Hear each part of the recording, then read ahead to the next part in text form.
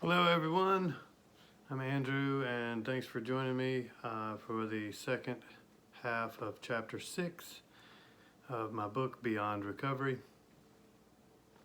intended to help someone by sharing my experience with my recovery and what I did after about a year, maybe a year and a half or two in. In this chapter 6, I've been discussing my mental faculties and how I began to use them on purpose, exercise them, and try to get them, make them stronger. And so I left off about the middle of the chapter with, in fact, after several days of not knowing what direction to proceed with my writing, I spoke with a friend that is starting out on a path of enlightenment and success, and our conversation inspired me to provide these helpful hints when you're 12 to 18 months into recovery. This should be good. I don't know what this says. 5 years ago I wrote this. All right. Number 1, find some inspiring material and listen to it or read it over and over again. Find an inspiring speech, sermon, seminar, or music that you believe in or you believe to be good, and repeat it or listen to it many times for 30 days or more. Listen to it while you're doing other surface level tasks, as well as when you're quiet and still. I listened while I painted, while I washed dishes, while I cleaned up, while I took a bath, while I took a shower, while I sat alone and gave it my undivided attention.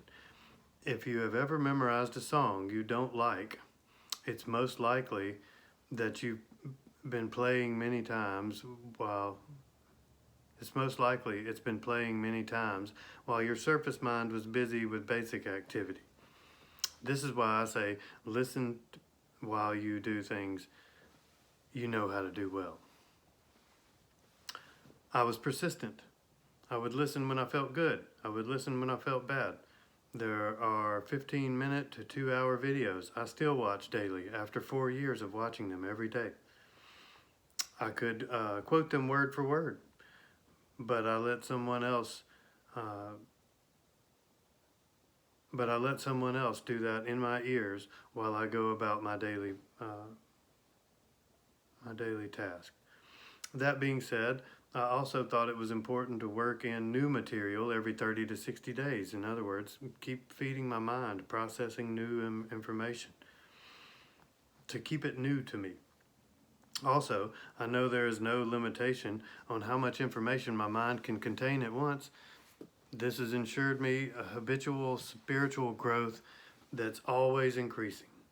I consider this to be a most valuable asset. Always learning, always growing. Number 2, develop your interest in things you are passionate about. If you love football, study it. Befriend some players, coaches, teams, managers. Ask them questions. Learn everything they know about football. If you like philosophy, call the nearest university and inquire about sitting down in a class and sitting in on a lecture, or meeting with a professor one-on-one. Ask questions, take notes, learn something each time you pursue. The point is, find something you've always loved, but perhaps talked yourself out of developing an interest in going for it. Find someone in that field that didn't get their job in the traditional way. This will allow you to believe there are people that own successful businesses without college degrees. And what I mean there is you do better to find someone that got in a position in an odd way, because you're coming about it in an odd way, most likely. There are people that have careers in the NFL that have never been on the field. Abundant careers, never set foot on the field. There are millionaires that can't read and write. This is fact. Be encouraged by this. Move simultaneously towards your goal of being sober and your goal of whatever you want to be or do. Fill in the blank. It may not work out like you thought. You can always modify your dream or start all over again in a different direction. Put time and energy into both programs. Knowledge is power, and more specific, and and the more specific and hands-on knowledge you can get, the better. Number 3, don't focus on the bigger questions. You do not need to know how the earth was created or the true meaning of life to wake up today and be a good person. You don't. You can be a good person. You don't have to know the answers to that. Don't asphyxiate on them. You do not need to know where we go when we die to get up today and go get a bagel and a coffee for a friend. I love this. This is stuff I needed to hear today. Strive to be good to people and be successful in your work and interest. Focus on the things you have decided are good qualities about yourself. If you don't purposely focus your attention and energy on the positive good things, the confusion of the mass ego will set in, and out of confusion, your old paradigm or programming will come back. It will upload and begin to run and attempt to correct your course and get you back on your old path. Big questions, especially ones we can't answer until we die, are a most certain way to lead to mental, spiritual, and emotional confusion. Confusion leads to reliving the past in a new way, so be confident that you do not know where we go when we die, but that will not keep you from doing or being your best every moment of every day. 4. This is gold. I'm really glad I'm reading this today. 4. Make a conscious effort to replace any resentment you may have. Replace it with acceptance, understanding, and forgiveness, or non-resistance. Resentment is a toxic emotional state of being. I spoke with a friend who is interested in this book. My friend is 12 plus months into recovery. After speaking on the subject several times one day, he had an enlightened moment and revelation. The paradigm and self-image embedded in his mind after completing a treatment was, "I am a helpless addict," is something he has a self-resentment for. So when you tell yourself this, you end up resenting that you suffer from addiction. And in this book, I'm encouraging you to embrace it instead of resent it.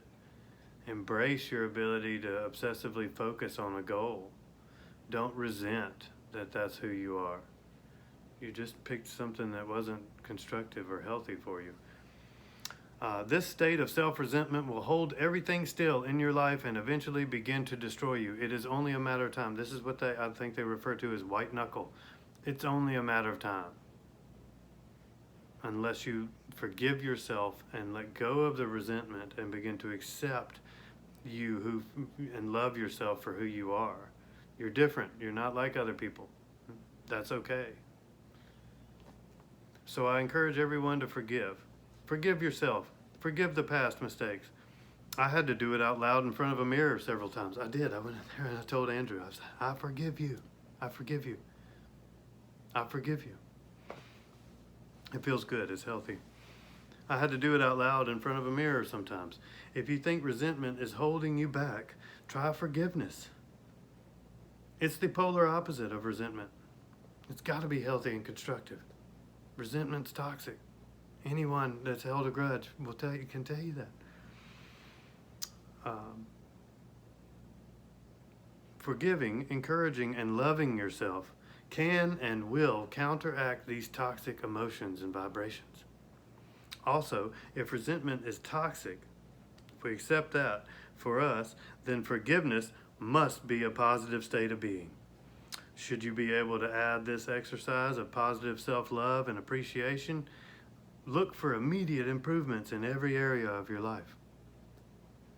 So I'm saying, try meeting the resentment with forgiveness and self-love and appreciation, and then it'll appear to be magic. How look for immediate improvements in every area of your life. I strongly suggest studying forgiveness, study support and encouragement. Watch a movie about someone who forgave something immense. Watch a movie about how a group of people supported someone up into greatness. At the very least, inspire yourself, exercise your imagination. This can help you love yourself and others in a greater way. Studying anything almost always leads to more effective and efficient way. No, man, I can't be at chapter 7 already. That's only a 10-minute. All right, I'm going to let everybody off easy today, I guess, then. Chapter 7, the first stage of going beyond. All right. Well, I believe in this stuff. It's nice to revisit it and find that I'm not in complete contradiction to it, and I disagree with it. I believe these are all truths that I experienced and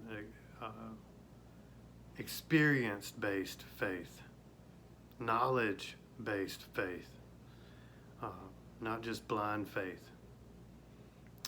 I experienced it, and I tried to capture it in here.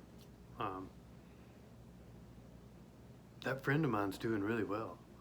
He's still in a good spot. When we came across that information, so to get up in front of a group and say, I'm Andrew, I'm an alcoholic, it's very difficult to not resent yourself for being that.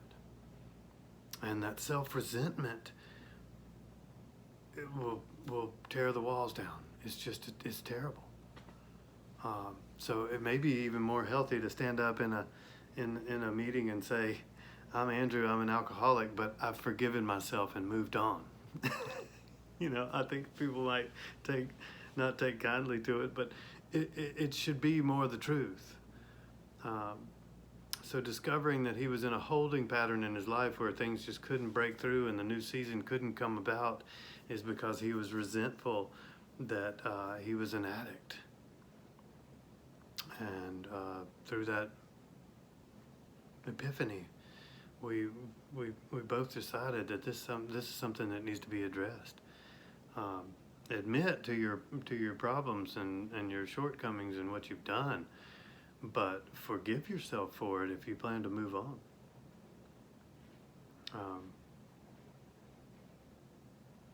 I say a lot. Well, I hope you're enjoying this. I'm certainly enjoying getting to share the information. And I'll be back tomorrow. I don't know, make it ambitious and do 2 videos in one day. Look out. Well, I'm definitely more than halfway through with the book. I'll be coming back with chapter 7, titled The First Stage of Going Beyond. Sounds fantastic, right?